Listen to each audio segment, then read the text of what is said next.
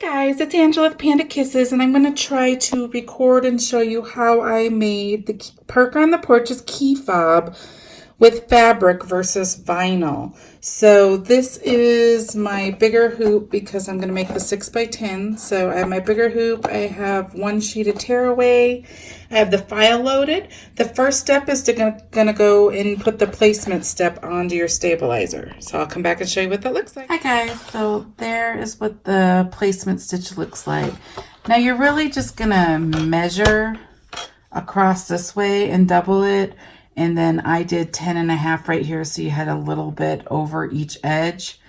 Your margin for error is really small here because if you do it too big, it's not gonna fit in here. It's gonna go over the edge too much and look bad. If you don't do it enough, then you don't meet the stitch lines. So I went ahead and did a piece of fabric 2.5 inches by 10.5 inches. That's how big this is right here.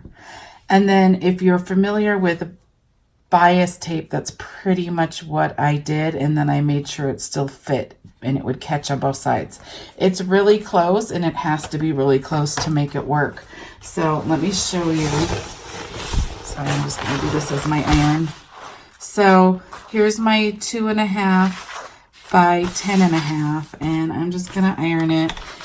And because I'm putting woven fabric on the front and the back of this key fob, I'm gonna use lightweight fusible interfacing. It's easy to get. This side's soft, this side has like little ball crunchies. This is where the glue is. You wanna put the glue side on the wrong side of the fabric like this. I'm just gonna do that. It just gives it a little bit more thickness is all it's doing, so it's not too flimsy. Now, making bias tape, you fold it in half first, your fabric completely in half. I'm not gonna iron this one because in the end you don't want to see this crease, so I'm just using my finger to crease right here. So I folded it completely in half and then creased it, and you can see that there's a crease. Now when you open it back up, you fold each side into that crease. So there's this side like this, and you can iron it like this just to get it going. Go all the way to there. And then you you do the other side into the crease. This is just making standard bias tape. I'm gonna go like this.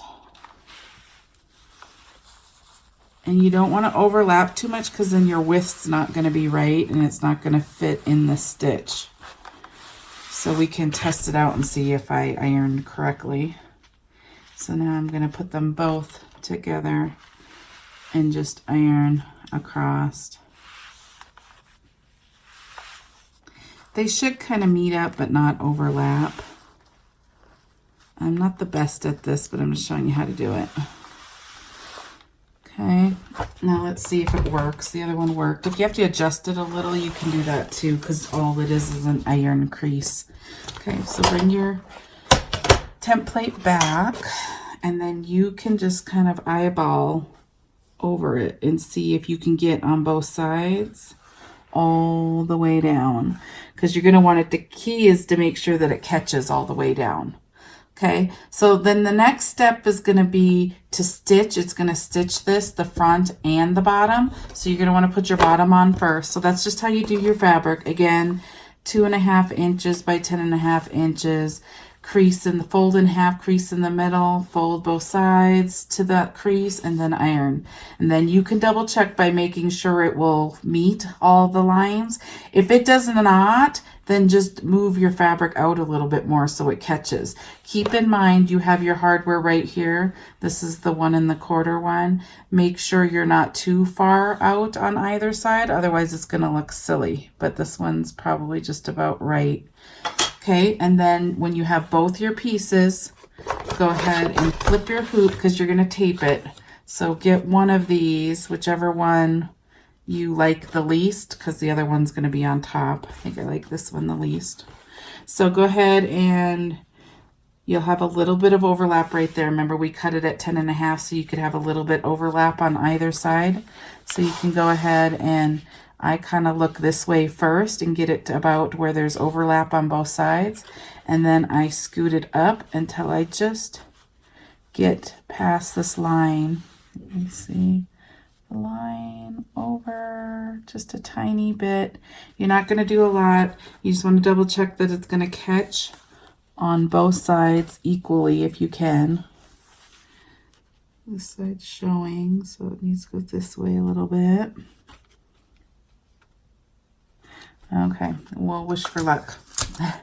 It's really tight, so if you have a lot of patience, then go for it. If you don't, this might not be the best thing for you to do. Okay, there we go. I think I have it covered on both sides. This side looks a little thinner than this side to me, so this one's having a little harder time catching on both sides, but I think I got it. Okay, so then I'm going to flip it. And I'm going to basically just do the same thing on this side. So I'm going to make sure that I'm off either side. This, you didn't have to be so tight. You could have made this longer if you don't want to be so tight, because in the end, you can cut this closer, these two sides, when you put it in your hardware. That this side's not a big deal. These sides, you can't cut. So you have to be like, you have to be small enough to fit in here, but you have to be big enough to catch these lines on both sides. So that's what you're trying to accomplish here. So I'm good on both sides. I'm going to go up to the top. I'm just going to scoot it past that line a little bit. And then I'm just going to kind of peek on both sides and make sure that it's going to catch on both sides. Looks like I'm okay. Now, if you are not going to catch on both sides, then you probably didn't iron completely straight. And at that point, I would just go re-iron it. Iron it flat and then try again so you're more straight, because it will fit with those measurements. And you really don't want to be any bigger because it will go outside of this hardware too much. Okay, so we have the front ironed and done. We have the back ironed and done. Again, the piece was 2.5 by 10.5. And then I'll meet you at the machine and I'll show you what happens next. Okay, I just wanted to show you one other thing. This is kind of invaluable to making cuts really straight. A lot of embroidering people don't really need one of these, this mat and this clear ruler. I sew as well, so I already have one, but this is what I use to cut my exact 2.5 by 10.5. And I use one of these. I have a couple. These, you can just buy these. I think they're rotary cutters. You can buy these at Walmart, Target. You can buy them at Joann's. So I use this mat, and a clear ruler to get the exact measurement for fabric. It's going to be really hard to do that with just scissors, but I just want to let you know that's what I use. Just as a tip. I double checked underneath to make sure I didn't move it when I put it on the hoop. We are on the last step, so we're just going to go ahead and stitch it. So I'm going to go ahead and hit start. I'll come back and show you. Okay, guys, this is what it looks like now that it is stitched. You can see that it stitched the front. It caught and stitched the back. This is exactly what we want.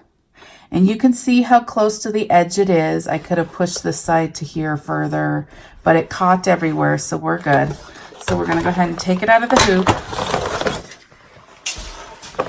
I'm going to take all this stabilizer off.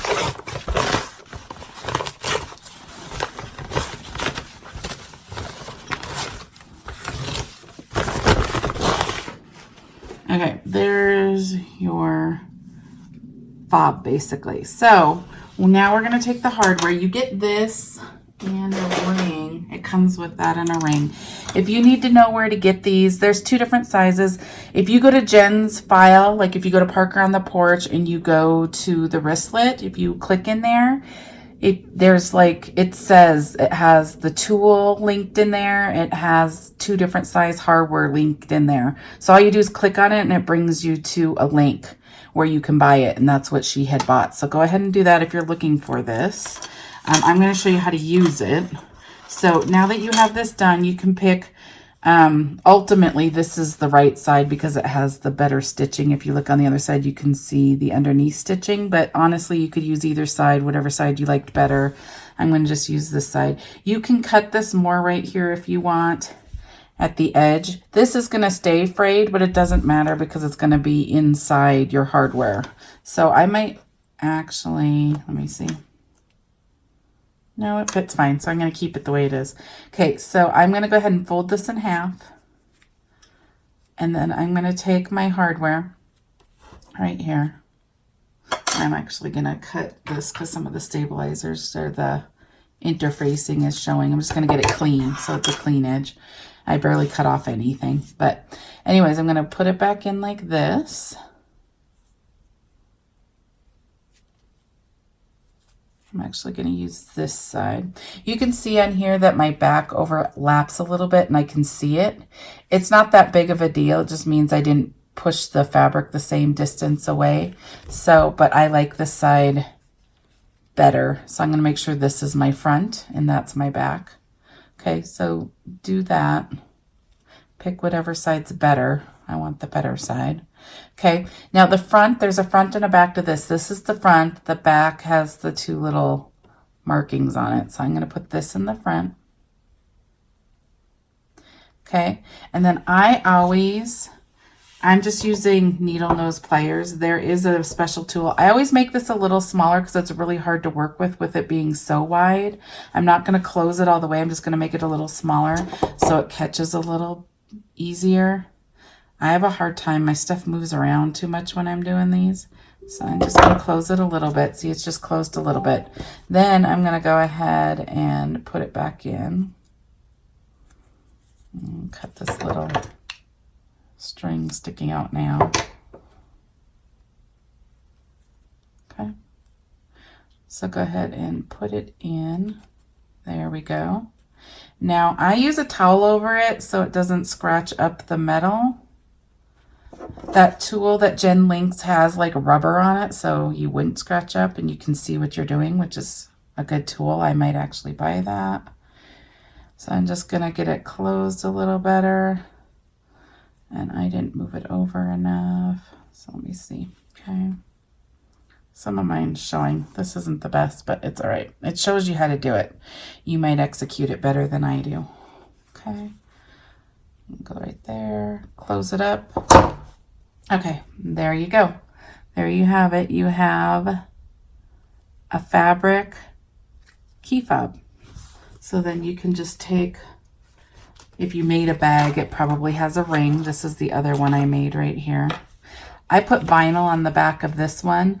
You have to be really exact on measurements so it catches the vinyl, and the vinyl's smaller than the fabric.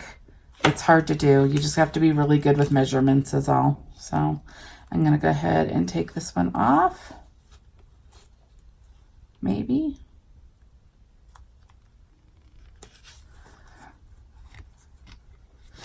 I'll leave that on while it's open and put this one on. Okay. Okay, there you go. There you have it. A fabric key fob. I hope that helps everyone that wanted to make a fabric one. At least gives you the general idea on how it's done. Let me know if you have any questions. Thank you so much.